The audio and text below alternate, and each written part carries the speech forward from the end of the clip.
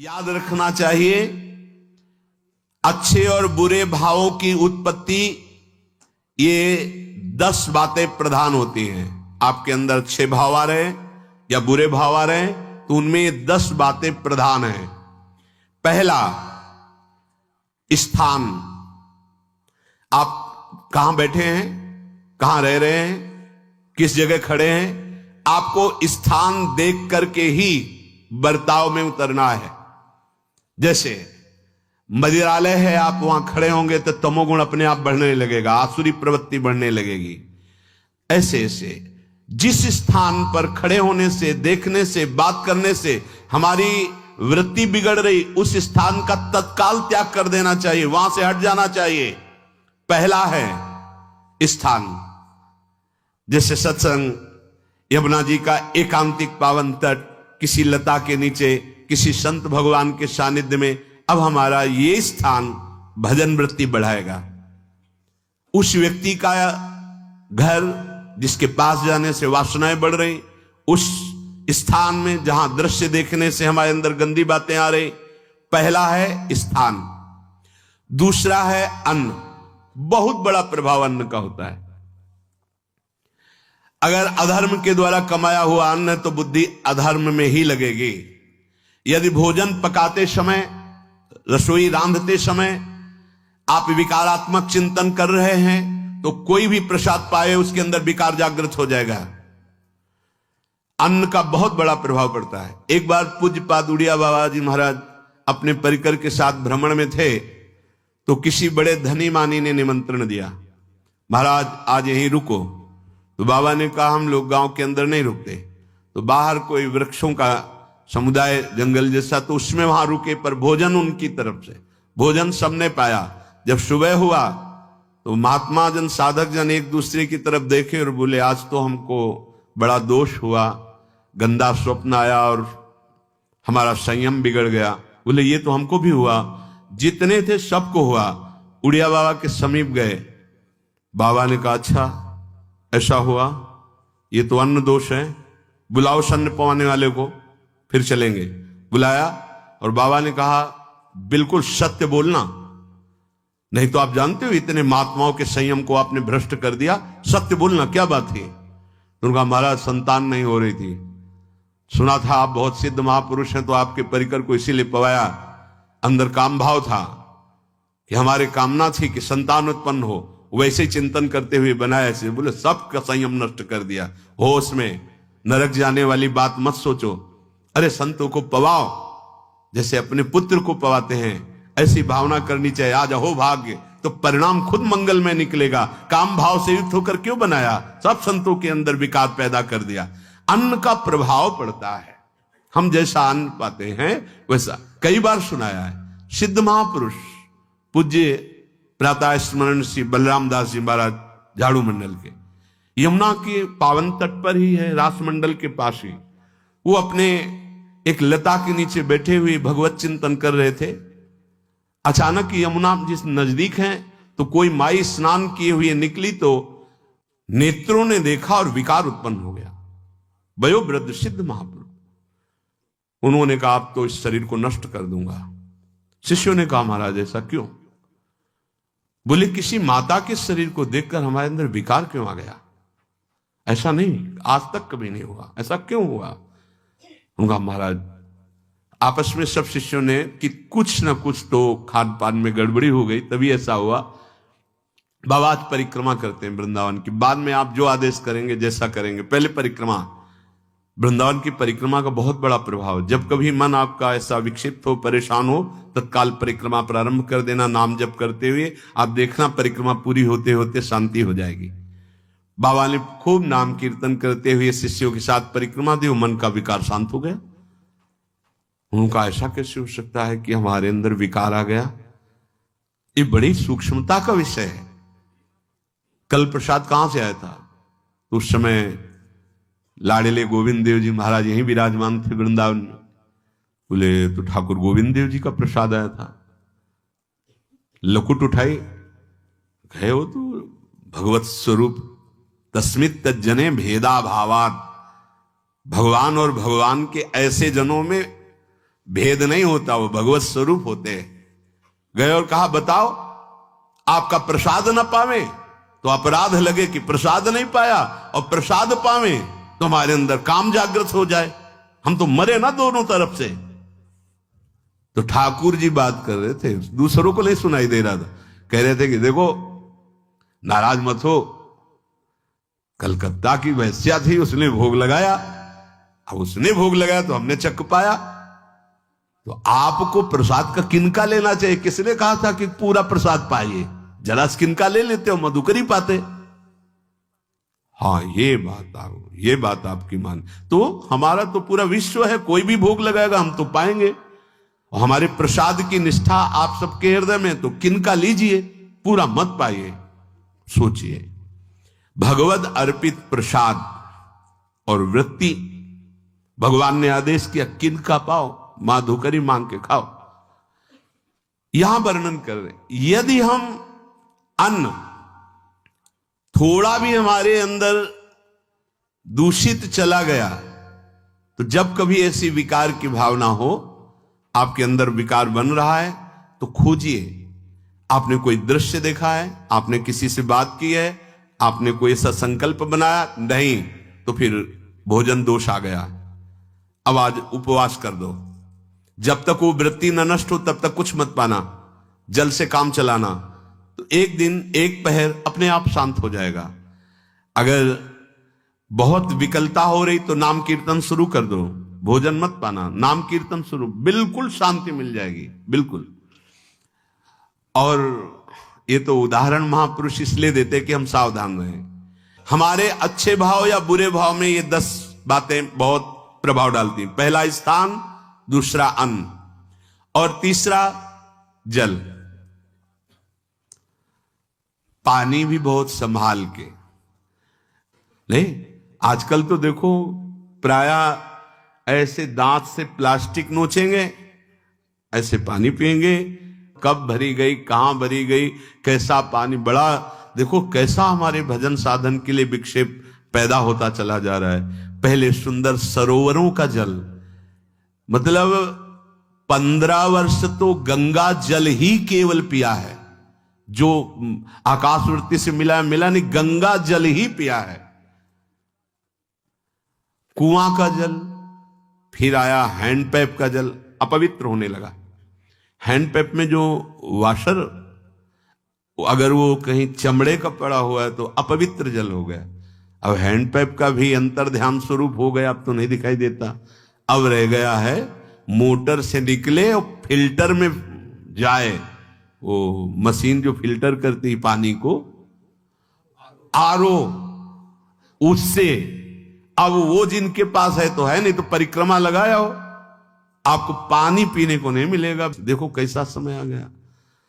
भोजन, पहले कोई दगाबाजी भोजन में तो नहीं करता था।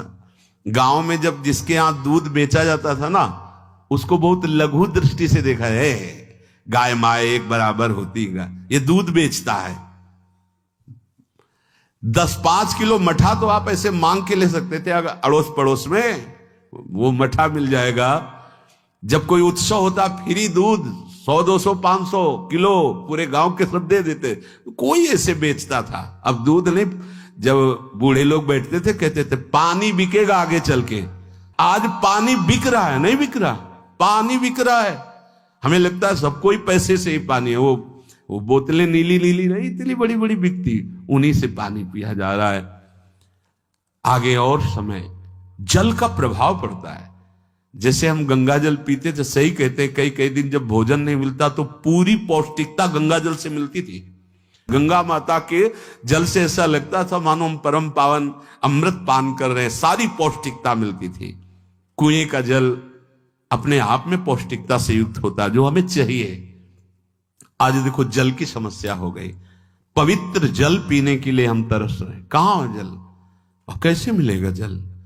या तो आप पैसे वाले हो तो आप खरीद करके पीजिए, नहीं तो अब वो जल नहीं रह गया कि कुएं से निकाला पी लिया या सरोवर से पी लिया, या कैसा दुर्भाग्य है। जल का बहुत बड़ा योग है साधना में। जैसे स्थान का तो परम पावन वृंदावन धाम, अन्न का तो अब हम भगवत प्रसाद पाते हैं, तो जल का बहुत बड़ा योग है। आज दूषित होता चला जा रहा है, क्योंकि अब हाथ की बात नहीं रह गई है कि आप सुंदर कुआं से जल लें या सरोवर से जल लें या आप नदी से जल लें। हाँ, स्वामी जी के लिए लिखा हुआ है कि रोज यमुना स्नान और रोज यमुना जल ही पान। हमारे वृंदावन के समस्त भगवत स्वरूपों का स्नान यमुना जल से ही होता था, हो रहा है और होता ही रहेगा। बिहारी जी के लिए आज भी कलश में भरकर यमुना जल ही जाता है।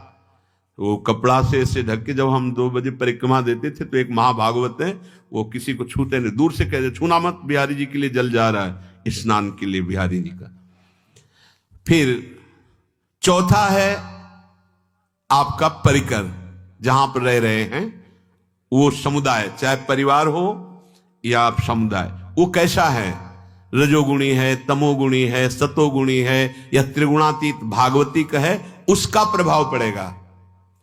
पांचवा है आपका पड़ोस, आसपास वाले घर, जैसा है वैसा प्रभाव पड़ेगा आपके ऊपर। पड़ोस निंदनीय है तो बंधन से युक्त होना पड़ेगा। लंका के पड़ोस में रहने के कारण अगाध महिमा वाले समुद्र को बांध दिया गया, रघुनाथ जी ने पुल बांधा और दंड देने के लिए तैयार हो गए थे सरकार, अग्निबाण संधान कर लिया था, पड़ोस के कारण ही तो ना, पड़ोसी रावण था। इसीलिए आस पड़ोस का बड़ा प्रभाव पड़ता है। फिर अगला है दृश्य, इस पे बहुत सावधानी की जरूरत है। ये मोबाइल भगवान चल गए हैं, बहुत विस्तार से चल गए हैं, अब कोई छोटा मोबाइल रखना नहीं चाहता, सब वो स्क्रीन वाला रखना चाहते, टच मोबाइल। दृश्य से बचो, बच्चों, जवानों, बूढ़ों, सबकी वृत्ति जो माया आकर्षित करती, जो दृश्य हम देखने के लिए अंदर से उल्लसित है, वो मोबाइल में सब है, चाहे भागवतिक और चाहे सांसारिक। तो भाई देख लो, गुण दोष में संसार है, अगर आप दोष ग्रहण करना चाहते हो तो दोष ले लो, गुण तो गुण। बहुत बहुत खतरनाक विषय है और बहुत लाभदायक विषय है। किसी संत की वाणी एक बार समझ में नहीं आई, अगर हम 10 बार सुने तो समझ में आ जाएगी, ये लाभदायक है। कभी कोई किसी से बात करनी, पहले जाए तो पोस्ट कार्ड चलते थे, एक कार्ड, वो 15 पैसे का इतना बड़ा वाला आता था, 25 पैसे का बंद वाला लिफाफे में आता था, नीले नीले कागज का 15 पैसे वाला कार्ड, उसमें चिट्ठी जाती थी महीनों में। कभी यहां 1 मिनट में अमेरिका से बात कर लो, कितनी बढ़िया बात हो गई। उसका दुरुपयोग ना करो। अब हमारी इतनी चंचल वृत्ति है कि दुरुपयोग करने के लिए उत्साह बढ़ जाता है। बोले अब सब काम हो गया है, अब एकांत सेवन कर रहे हैं, अंदर से सिटकिनी बंद और मोबाइल भगवान का संग शुरू। 2-4 मिनट सत्संग और अच्छे दृश्य देखे, फिर बगले में वहां सब होता है कि आप बस उसको ऑन कीजिए, फिर जो मनोरंजन शुरू होता है, फिर उपासक मिटिया मेट हो जाता है। ये बहुत सावधानी की बात कह रहे हैं। वैसे हमें लगता है यदि आप कोई बड़े कार्य वाले ना हो तो छोटा मोबाइल रखे तो अच्छा रहता है। तो इसलिए ये एक ऐसा कलयुग भगवान ने रचा है कि बचा पाना बड़ा मुश्किल है। इससे वृत्ति को बचाओ, जो बचा ले गया वो आगे साधना कर सकता है। बहुत सावधान बच्चों। हमें लगता है यदि आपका मन चंचल हो, आपके शासन में ना हो, तो स्क्रीन वाला मोबाइल अपने माता पिता को दे देना चाहिए। और हम कहते रखो, छोटा वाला रखो, कभी कोई आपत्ति विपत्ति या सूचना देनी हो, बढ़िया काम करता है। जरूरी नहीं है इतना बड़ा लेके चलना। हाँ, अगर आपको बहुत राजकीय विभाग के कार्य हैं तो बात अलग है कि कौन सी सामान कहां कैसे, तो वहां से वीडियो भेज रहा है, वो चेक कर रहा है, यस हाँ ठीक है अब चलाओ। अपने को क्या काम है? सत्संग अगर सुनना है तो सत्संग सुनने के अलग यंत्र आते हैं, चला दे उसमें, वो इतनी बड़ी लगती है उसमें चिप, पेन ड्राइव ऐसे लगा दो और सत्संग सुनो। जरूरी वो दृश्य वाला रखो। यहां कह रहे दृश्य, अगर गलत दृश्य देखा तो बावरे बन जाओगे और अच्छा दृश्य देखा तो भगवान के मार्ग के पथिक बनोगे। तो देखो, अच्छे दृश्य में भी दोष दर्शन की वृत्ति की गुंजाइश है। जैसे कोई लीला हो रही है, लीला के पात्र, जैसे हमारे ब्रजमंडल में रास लीला होती थी, ऐसे 12 वर्ष 13 वर्ष के लीला पात्र, सब नव किशोर, जहां भाव ही बने रोते रहो। अब वहां बड़े बड़े लीला पात्र हैं, अगर हमारी भावना शासन में नहीं है तो वहां हम अंग प्रत्यंग के दर्शन से हमारी हाव भाव वहां जो हो रहा है उससे हमारी वृत्तियां बिगड़ जाएं। जब छोटे छोटे लाडली लाल परस्पर खेलते हैं तो केवल आशीर्वाद देने को, रोने का मन होता है। अगर आप लीला भी देख रहे हैं तो बहुत सावधानी की जरूरत है, क्योंकि वो चिदानंद शरीर नहीं है, पांच भौतिक शरीरों, हमारी दृष्टि पंचभूत में लगी हुई है। नाम जप करो, लीला गायन करो, फिर देखो जो लीला है, यही जीवन का परम सुख मिलेगा। सच्ची मान लीजिए। बस हम बार बार ये कहते हैं, मोबाइल का सदुपयोग कीजिए, दुरुपयोग नहीं। मोबाइल बुरा नहीं, उसका प्रयोग बुरा है। दृश्य और साहित्य, वैसे ही मनोवृत्तियां फिसलने वाली हैं, और जब ये आ गया कि फिसलाने में कितना लाभ है तो ऐसा कोई साहित्य और आलोचना, ऐसी कोई वार्ता ना करे जिससे हमारे अंदर गंदे भाव आवे।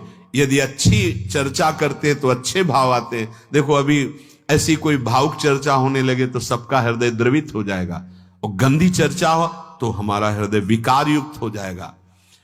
और कार्य, आप जो कार्य करते हैं उसका प्रभाव आपके मन के ऊपर पड़ता है।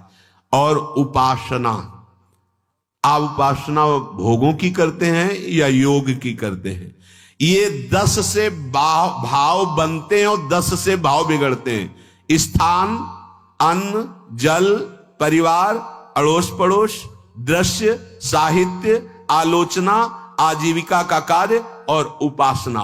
यदि ये भागवती को हुए तो आपके अंदर भगवत भाव बढ़ेगा, और यदि ये रजोगुणी तमोगुणी हुई तो आपके अंदर आसुरी भाव बढ़ेगा। इन 10 से सावधानी पूर्वक व्यवहार होना चाहिए। जैसे आस पड़ोस में है तो बड़ी सुविधा है, यहां कोई किसी से मतलब नहीं रखता, बगल वाला कौन है ना, किसी से मतलब, ये बढ़िया है। ज्यादातर गांव में होता है। अपने यहां ये अच्छा है कि जैसे आप अपने कमरे में गए, किसी से कोई मतलब नहीं है, वैसे ऐसा ही जीवन रखना चाहिए। अड़ोस पर ये ज्यादा जो व्यवहार मित्रता बढ़ाने वाला विषय, ये धाम में नहीं है। वृंदावन में ऐसा नहीं व्यवहार रखना चाहिए। आपके पड़ोस में कौन रख रहा है आपका परिचय नहीं होना चाहिए, कौन कौन रह रहा है आपकी जानकारी नहीं होनी चाहिए। नजर नीची की, अपने कुटिया में गए, अपने ठाकुर जी से मतलब, अपने भजन से मतलब। ना पड़ोसी को कुछ देना चाहिए ना लेना चाहिए, बात समझ लेना। कि जैसे आज उत्सव है, उनको हम बुलाते हैं, वो हमारे यहाँ, ये व्यवहार यहाँ नहीं है। बनवासी हो, ठाकुर का भोग लगाया, और अगर आपको बांटना है तो बाहर निकलो, आधा किलोमीटर दूर ऐसी जगह बांटो जो तुम्हें राधे श्याम दोबारा ना बोले, फिर वो तुम्हें बुलाएगा, फिर वो बैठेगा, फिर प्रपंच की बातें होंगी, निंदा स्तुति की होंगी, फिर बड़ी संगोष्ठी होती है, पता चलता है। क्या फायदा ऐसे जीवन से। आप वनवासी हो, समय एकांत में दीजिए, अपनी कुटिया में बैठिए, नाम जप कीजिए, निकलिए, सत्संग सुनिए, ठाकुर दर्शन कीजिए, परिक्रमा कीजिए, फिर अपनी कुटिया में। ज्यादा व्यवहार में नहीं उतरना चाहिए, ये वनवास है, वृंदावनवास। सत्संग का सेवन, रजोगुण तमोगुण का त्याग, तो दुष्संग से आप बच जाएंगे। दुष्संग से बचने का मतलब है काम क्रोध मोह स्मृति भ्रंश बुद्धिनाश सर्वनाश कारणत्वात्। देवर्षि नारद जी कहते हैं, अगर दुष्संग का त्याग हो गया तो आप काम का, क्रोध का, मोह का, जो हमारी भगवत स्मृति का नाश कर देते हैं, जो हमारी बुद्धि का नाश कर देते हैं, जो हमारे सर्वनाश करने वाले हैं, इनका त्याग कर पाएंगे। कुसंग अगर हो गया तो इनका त्याग नहीं हो सकता, बहुत कठिन हो जाता है। भगवत संबंधी तत्वबोध होना या भगवत रहस्य लीला में प्रवेश पाना, जो अपनी इंद्रियों को भोगों में तृप्ति कराने की कोशिश कर रहे हैं, उनका चिंतन भोगों का ही होगा। तो कैसे तत्वबोध होगा, कैसे लीला में प्रवेश होगा, बस ध्यान देना है, कैसे हो पाएगा? क्योंकि जिस चित्त वृत्ति से भगवदाकार हमें वृत्ति करनी थी, वो तो हमने भोगों के चिंतन में लगा दी, भोग क्रियाओं में लगा दी।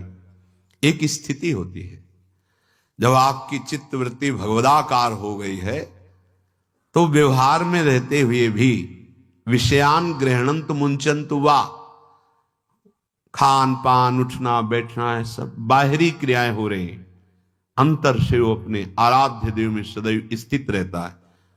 उसका परिचय आपको जब ऐसे महापुरुष का सानिध्य मिलेगा, तो आप विषय सेवन करते हुए भी निर्विषय रहेंगे।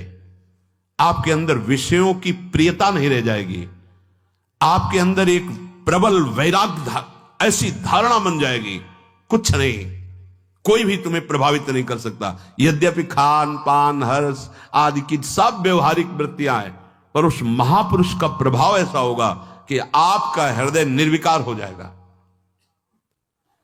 और बहुत ही त्याग की सब बातें की जा रही, लेकिन हृदय भी सही है, तो संग से विषय रंग बढ़ जाएगा। ये देखा गया है। हृदय अगर निष्प्रिय है, जिसका हम संग कर रहे हैं, तो उसका परिणाम निष्प्रिय निकलेगा। व्यवहार में कुछ भी हो, निष्प्रियता ही आपकी बढ़ेगी, निर्विकारता बढ़ेगी, क्योंकि उसकी स्थिति का संग हो रहा है, उसका प्रभाव पड़ रहा है। तो सर्वनाश की जड़ है विषय चिंतन। ये बहुत बड़ी बात है। विषय चिंतन सर्वनाश की जड़ है। यहां विषय भोग नहीं कहा, क्योंकि चिंतन का परिणाम भोग है। पहले चिंतन होता है।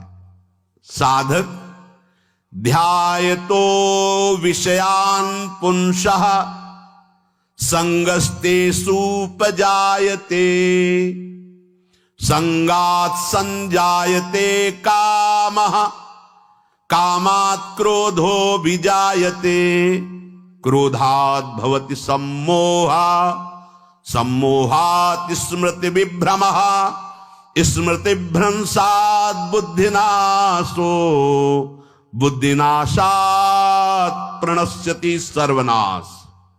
कैसे हुआ? ध्यायतो विषयान पुंसः, विषयों का चिंतन। इसीलिए अनन्यश्चिन्तयन्तु माम भगवान आदेश करते हैं।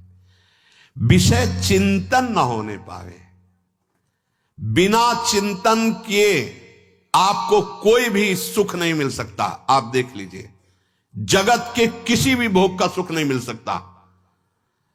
चिंतन से ही आपको सुख की अनुभूति हो रही। अगर आप चिंतन ना करें तो आपको कोई सुख नहीं मिल। आप चिंतन उसका घसीट लिया गया।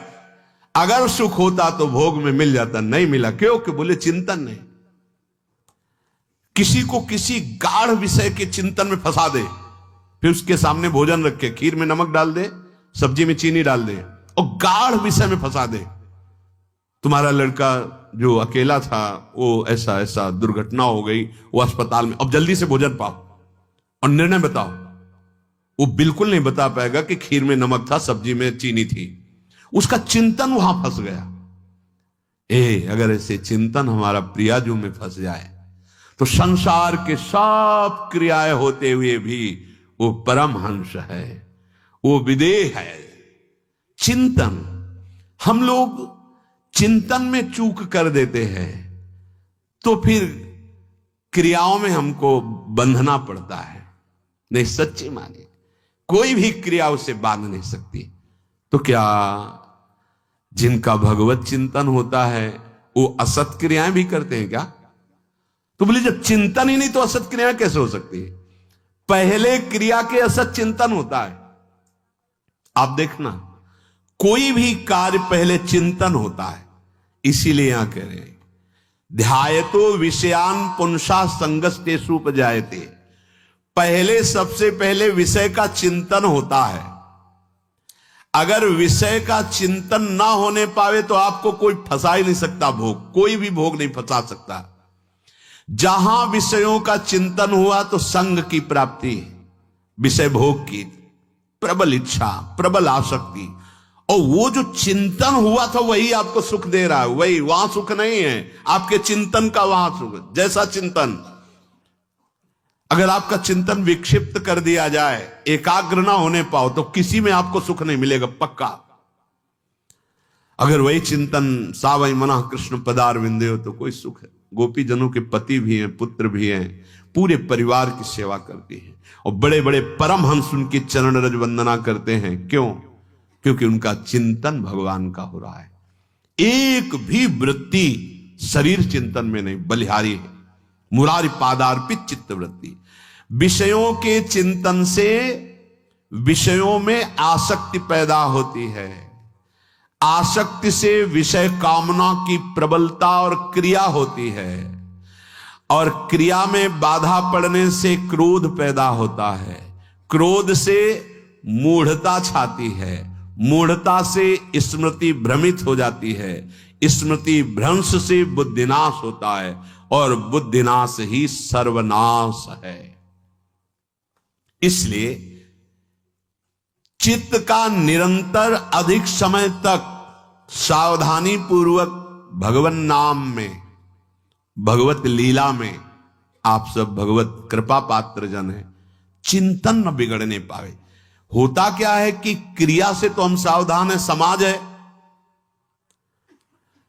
क्रिया से तो हम सावधान, क्योंकि समाज भी है, व्यवहार भी है सामने, लेकिन चिंतन तो कोई नहीं जान रहा ना, अंदर ही अंदर हम क्या चिंतन कर रहे हैं। तो साधक चूक कर बैठता है। देखो, बाहर चूक होगी तो उसका प्रायश्चित हो ही जाएगा, चार लोग निंदा करेंगे, पिटोगे, अपमानित होगे, प्रायश्चित। लेकिन अंदर जो हमारा गलत चिंतन हो रहा, पूरा का पूरा अंदर हृदय मलिन कर देगा। हमें उस बात का प्रायश्चित भी नहीं होगा, हमें जलन भी नहीं होगी कि हम गलत चिंतन कर रहे हैं, क्योंकि सावधान नहीं है। खास बात साधना में चिंतन संभालने की है। काम क्रोध मोह स्मृति भ्रंश बुद्धिनाश सर्वनाश कारणत्वात्, देवर्षि नारद जी कह रहे हैं। चित्त का जहां अधिक चिंतन होता है वही हमारी तन्मयता बन जाती है, वही हमारा स्वरूप होने लगता है। बोले बहुत कामी पुरुष है, बोले बहुत क्रोधी पुरुष है, बोले बहुत नीच पुरुष है, पूरा संबोधन होने लगा उसके लिए, क्योंकि वो उसी चिंतन से, वैसी क्रियाओं से। अरे बोले तो बड़े भगत हैं, भगवान के स्वरूप है साक्षात।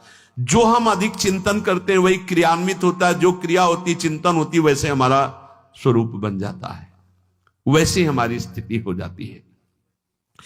सांसारिक विषयों और विषयी पुरुषों का शरीर संग, वाणी संग, मन के द्वारा संग, ये आपके अंदर विषय चिंतन बढ़ा देगा, विषय क्रियाओं में लगा देगा। इसलिए बहुत सावधान। विषय में कोई ताकत नहीं है, विषयासक्ति दुर्गति कर देती है।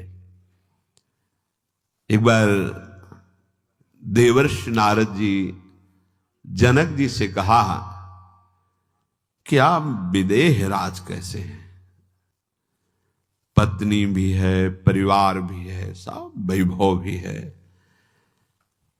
वो आप एक राजा होते हुए विदेह राज। उनका आज विश्राम कीजिए, कल सुबह चर्चा करेंगे।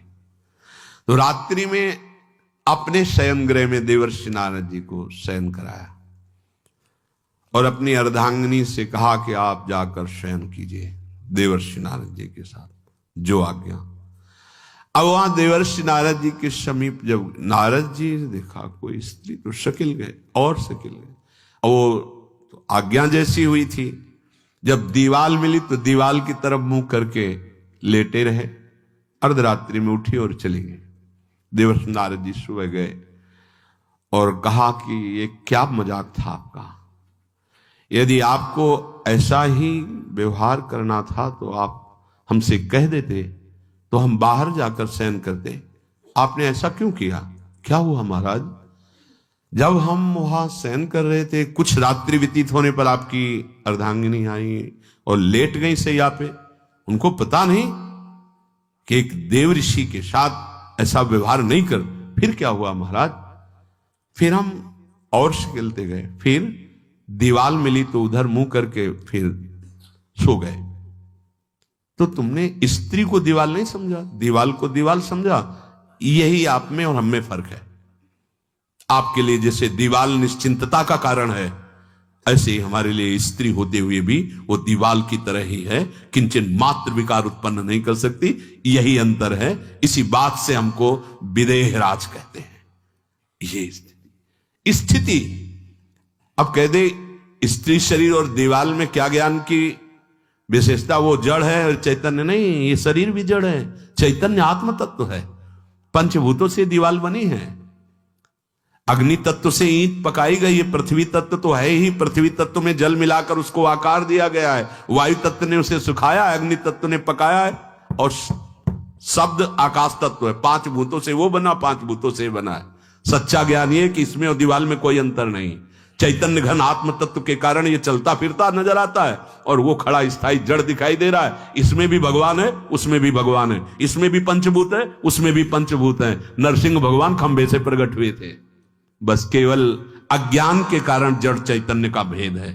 तब समझ में आया। ये जो हमारे अंदर भोगों की आसक्ति है, यही कामना प्रकट करते, यही पाप प्रकट करते, यही हृदय को मलिन कर दे। इसलिए हम अपने चिंतन को संभालें। चित्त चोर के चरणारविंद का चिंतन करें, निरंतर नाम जप करें, भगवद आश्रित रहें। प्रभु अपने भक्तों की रक्षा करते हैं, जैसे मां अपने बच्चे की। करो सदा तिनके रखवारी, जिम बालक राखे महतारी। राधा राधा राधा शेष जागे। श्री राधा वल्लभ लाल।